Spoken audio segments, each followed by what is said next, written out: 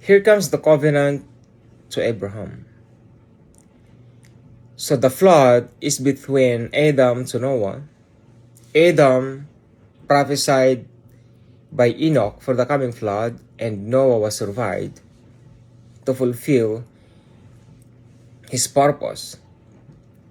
And the purpose of the flood, like what I've said, is to preserve the human race, the pure bloodline. But even though their 8 souls remaineth during the time of Enoch, still the bloodline of the devil creeping to them.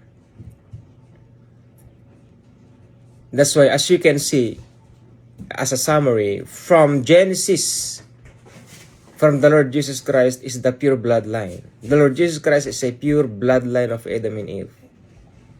No mix about it. No bloodline, no other blood from the Nephilims was mixed from him, or else he's gonna be defiled. So here comes Abraham. Abraham was called as to fulfill the covenant promise during the day of Adam and Eve, because in the extra-biblical book, God the Father said to him, I will go back.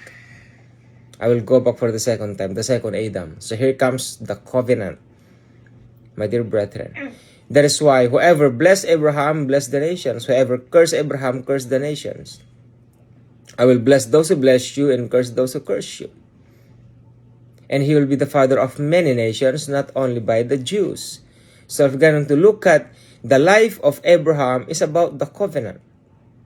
That's the covenant, my dears. Covenant between God and man concerning the coming king, the eternal king. And who is that?